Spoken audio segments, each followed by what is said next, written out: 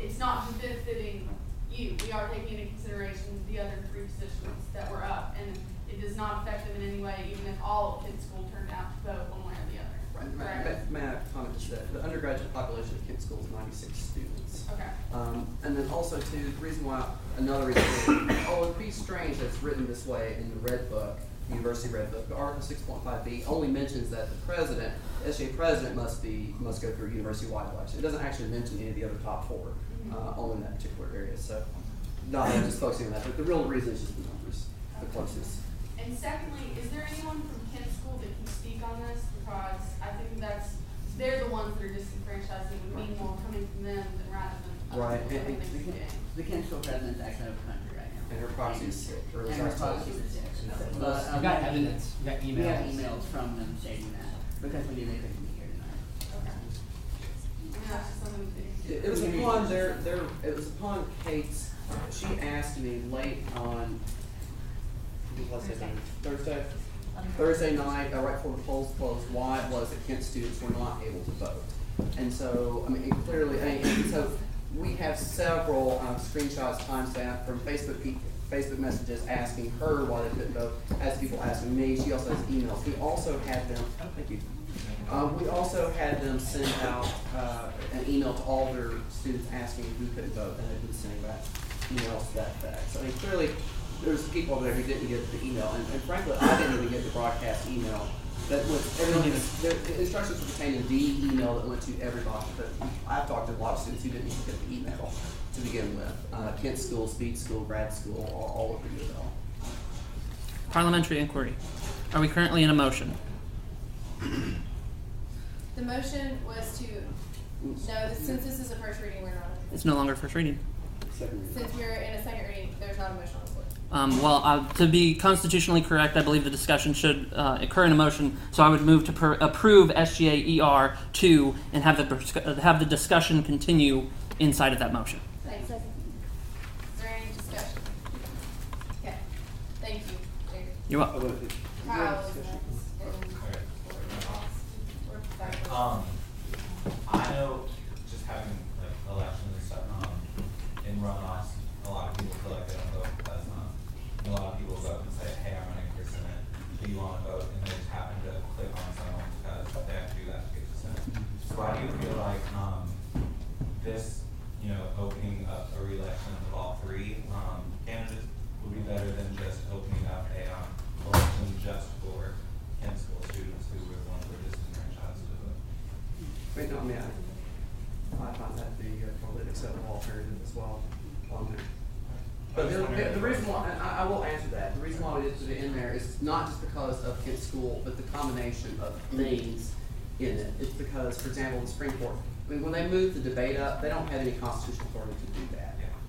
And the fact, too, that they're not hearing cases, they just blatantly dismiss a lot of ours.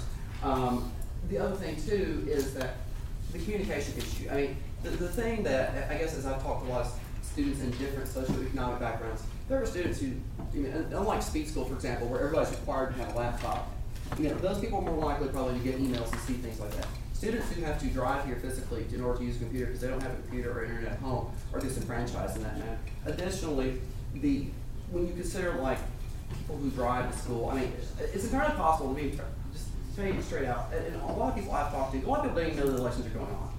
I mean, I hate to say that. I mean, it's pretty bad when here's the biggest thing going on here at University of Louisville, at least in the government world, and people don't know what's going on. And I mean, granted, I guess to a certain degree, like, well, geez, are you blind? Do you not see the signs and the chalkings and all that? But the real truth is, not everybody goes down those main areas. A lot of people will go park at Papa John's Garden City, will come here on the weekends. If you're a Kent student, you'll come here on Friday or Saturday. So I mean, a lot of that makes a difference. And so the reason why I put it in there is partly because others may suffer for something similar. But we know that for certain that the Kent School students had the issues that are on that. I guess I like the idea behind all this, but the actual method of putting those students is going to be quite hard. One of the biggest problems we have here at UofL is voter apathy. The first round of elections, only 20% voted, and that's with a lot of push, a lot of time, a lot of advertising going on for weeks, maybe months. I don't know exactly how long the timeline goes. But right now, we're actually in the middle of a re-election. So students are actually going out and they're voting what they think is what's going to ultimately find what happens. Now that amount of students that actually vote is even less than the first time. Every time we do this, it becomes less and less, and it's even less of a collection of how the students actually feel about the election. Less people come back out to vote. And I feel that by doing the re-elections again, and then disqualifying or invalidating the people that have already voted for the second re-election, I feel like we're almost telling them that their vote doesn't count, and then they're gonna feel like they've been, misinformed, that this election was really what it was. I feel like that the amount of people that are gonna come out are gonna be even less, and it's gonna be even less of a representation of the student population. Well, and answer that real quick. Technically speaking, the runoff election is occurring without any constitutional authority. Right, but I mean, one of the things that you said that you didn't like was that we didn't have a time set aside for the re-election. Well, this whole resolution is about a re-election or a re-voting of sorts, but you can, as far as I can see, you can set up a time. That's exactly right. By intention, I left it and I stated in there, since the Supreme Court drafted the other one, I directed them to draft another one. Parliamentary inquiry. What is the minimum amount of time for passing election rules to when an election can be held? 1 month. So I mean, to put the dates on there, yes, it means that the results are probably delayed a month, but I didn't feel comfortable specifying that calendar because I felt that's the duty of either this body here to do if this passes or elsewhere, because I didn't want the two issues to be confused. Because the dates, maybe we want to change the dates, maybe we'll be later, etc. But there's also precedent too for the election runoffs. At least in 2006, 7, and 8, they were all held after spring break. All of them. To make your answer simpler too, I think the Supreme Court is supposed to draft the election rules, which are approved. And who you're drafting here, that would be. Yeah. Jerry, you were next. I was next? Yeah, you had your hand up. No, I'm just doing the parliamentary inquiry interrupt thing. Okay, Preston, you're next. Okay, and Corey, I kind of want to speak to your concerns. Like, listen, I ran my freshman year for business school center, lost by 3 votes. It sucked. You guys have all ran. You guys all won your elections. The process is intense. All right, it's cutthroat. It's dog eat dog. It's exhausting. We're frustrated because more students don't come out and support what we're trying to do, and we're frustrated. And that just makes us more frustrated, right? Well, I don't think the answer. I don't think the answer is to continue with working with inside of a broken system or broken rules or bad rules. Like I want like I think the administration wants. I think we all want something that's easy, right? We don't want to drag this out throughout the entire spring and summer and not have an SGA president. That would be embarrassing. But I don't think it's just not fair. I mean, I would challenge John or Curtis to tell me that they would not be making the same arguments had they not been disenfranchised and been put in the same position. I don't think that they would say that they would not make the same arguments. And when the court doesn't do its job, what are we left with? It's whatever whimsical feeling we have. It's whatever impulse. If we don't have rules, then we should all just go home. But if we have rules, then we have to work within those rules. And I will challenge anybody in here to talk about those rules and why we should not change our actions. Because I think the rules justify doing something differently. So if you're going to make an alternative argument to try to say why we should not pass this, even if we want to offer 4 amendments or go through with ratifying some version of it, if you don't want to do or be a part of any of that, I challenge you please to make, before us, all of us right here, to make some kind of valid, logical argument against that. Okay, just so everybody knows where we're going. We're going to go here, then Paul, Amber, Justine, Curtis, Sam, Sarah, and Kyle. Shauna, sorry. I gotcha. Promise. So you go. Okay, I'm also interested in the position because I have ran elections here in the med school just a few times now. And I think it's definitely very valid that these 96 votes, these 96 potential votes should have gotten to go through. The fact that it didn't is definitely an injustice, especially since logistically it could have made a huge difference in one of the positions. However, I totally agree with the fact that it's completely impractical to have a whole nother campaign for all the candidates, at least the top 3. And it's pretty much guaranteed that the turnout could be as low as half as much as it was the first time around. And that makes me assume that yes, they should vote, but perhaps only 10 schools should vote so nobody has to worry about re-campaigning for the entire school and making sure everybody knows about a new election. However, I'm still concerned about just the idea of doing that because the runoffs have already been put on ULink And because all of us here now know that there's only 13 votes difference between them, that they have an unfair advantage that they know that if they vote, they can have a bigger impact than the rest of the students did, because nobody ever knows who's winning when they go to the poll. And it seems to give an unfair advantage to Twin School, and I think that's a concern. Paul? I can definitely see your point about postponing elections, lowering voter turnout, but any runoff elections going to do that. We can't really avoid that. But at the same time, I don't think anyone in this room can necessarily argue that the 96 Kent School votes could not have made a dramatic difference in the runoff. So I think the only fair thing to do, even if you disagree with postponing the election, is to have a runoff for all 3 presidential candidates and then go from there. To that order, I'm going to move to divide the motion so that the next to last be it further resolved that all 3 candidates for SGA president, et cetera, be split and considered first, so that we can have a fair runoff in which everyone's considered and move forward from there. And we don't have to worry about it.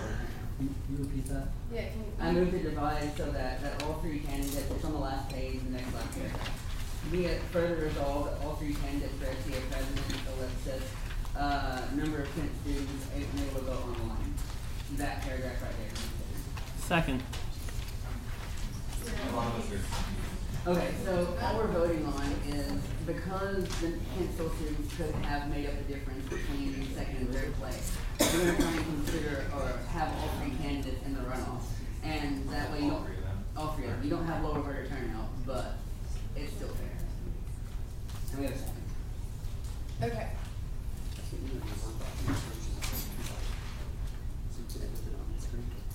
you would prefer to do that. If it's easier for you. That's great.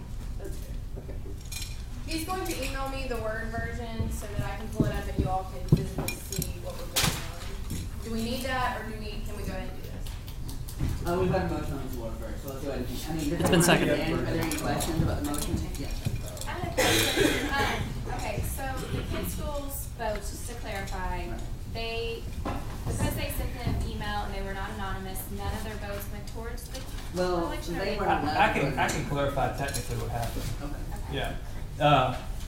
For whatever reason, when the system was set up for this election vote, the undergraduate Kent School students weren't populated in the system allowing them to vote. Okay. And so that became, and I don't even remember how it became aware, but I don't know if it was through the court or through somebody's email, and then the administrator of that checked and said, no, they couldn't vote, talked with Alex, and then at that time, it was, I don't know if it was at some point in time, a day, or still, there was time still before the election, the court sent out an email saying, if you haven't voted, if you're having problems, to all students, not wanting to presume that it's only Kent School students, but to all students to say, if you're having problems voting, go to this web-based ballot. So there was a web-based ballot, they could go see who was running, and then click, and then send that ballot in to the Student Affairs Service account. And Alex said he didn't want to see it because he didn't want, as a student, for the secret ballot part, so it was sent to the administrative account.